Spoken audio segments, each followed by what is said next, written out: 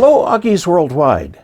I'm Dave Kassler, amateur radio call sign KE0OG, here with another episode of Ask Dave.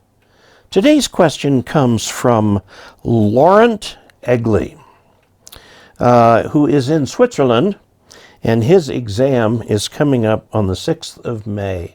So, Laurent, we wish you all the best of luck and hope that you do very well on the exam and you're pleased with the results. He says, "Hi Dave, thank you so much for all your videos, which I really enjoy. I have a simple and complicated question at the same time. I'm considering putting up a random wire antenna as my first antenna." First of all, be aware of the definition of a random wire. And this is important because this is what your antenna tuner is looking for. It's at least 2 wavelengths long, or I guess technically longer than a wavelength, but preferably more than that. So if you're going on 40 meters, that would be 80 meters worth of wire, which is 240 feet, okay, that you've got to string up somewhere. So I guess my first question is, I think you might be better off with a resonant antenna. Make yourself a dipole, perhaps a fan dipole, if you want multiple bands, and see what we can do. He says, "I'm considering putting up a random wire. First of all, what is best?" What's best is what works for you. Every environment is different, and there's no such thing as a best antenna. A best antenna is one that you like, that you can, I guess some criteria would be, you can work anyone you hear, and if you're calling CQ, anyone you can hear, anyone who calls you, okay?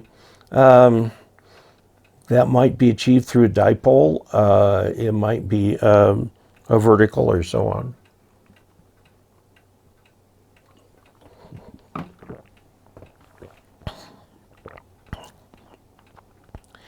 He says 9-to-1 Unknown or remote auto tuner like the 994 BRT. This is an auto tuner that tunes right at the end of the wire, and that's a nice thing to do if you're going to have an antenna with weird feed point impedance, is to do something like that. I'd recommend that over the Ballon, but if you're going to spend that kind of money on that, you've got the money to spend to put a dipole up or a fan dipole. Look at the DXEE from Alpha Delta, which is only 40 feet long and will give you half of 40 meters. You choose which half, and we'll give you all of 20, all of 15, and all of and the important part of 10. Next, I could do an inverted L, 15 up, 59 feet across the yard, so you've got some room to about 10-foot pole, or run 75 feet from the top of my roof, which is 30 feet, to the same 10-foot post, passing over my roof, which is clay shingles, but you don't know what's underneath that clay. Very often roofs will have like a plywood over the top, and then some sort of a weather shield, which may or may not be foil backed. Okay.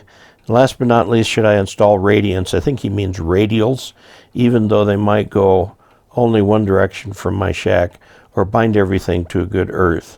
Mine is less than 1.4 ohm. I can send you pictures if it helps.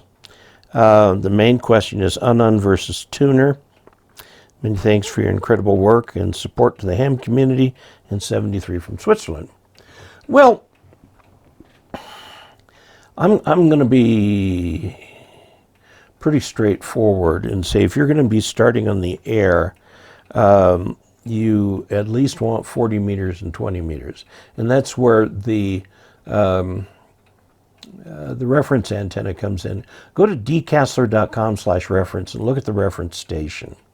There is a complete HF station set up on that page, and that's what I've duplicated here. It's the ICOM 7300, the MFJ 2010 antenna, even down to the power supply and the power distribution network, and so on. So take a look at that.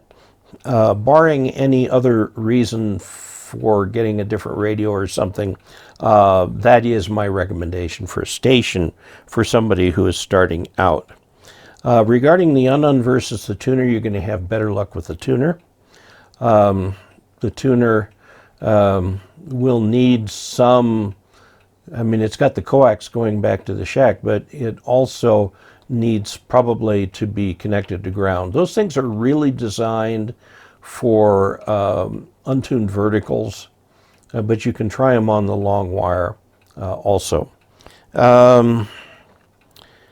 So I will tell you this too. As a new ham, you're going to get a lot of advice about antennas, and I remind you that all the advice you get about antennas is worth exactly what you pay for it. Nothing. So you're going to get an antenna that works for you. I would recommend as a new ham that you start out with a resonant antenna like the reference station antenna, which I don't know what the Euro price would be, but it's going to be under 100 euros.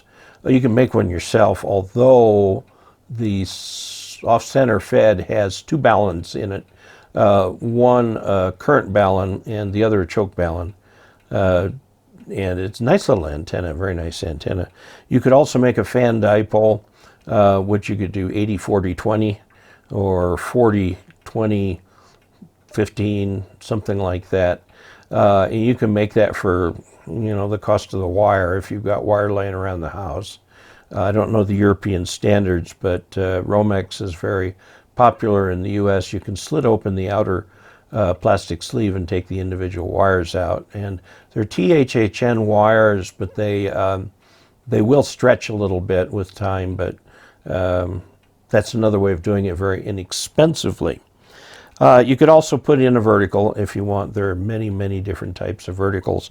That same tuner will tune a 43-foot vertical, but you have to put in radials, and those particular antennas require lots of radials. So I would go with a wire antenna for first antenna. I would go with a resonant antenna for first antenna. If you've got the room out there, go with the My Antennas, which I think is actually a European firm. My Antennas do the end-fed half-wave 8010 or the 4010. And I'd recommend the 4010. It's 66 feet long-ish. And you have everything being fed right at your house, and then all you need is someplace to put the end of it out there. It works very well as an inverted V, by the way. So, Lauren, I hope that gives you some ideas for antennas. There you have it. If any of you would like to help fund this channel, you certainly may. Go to dcasler.com/support for different ways that you can support this channel. Maybe one works for you. Also, please subscribe, please click like, and all of that sort of thing. And until we next meet, 73.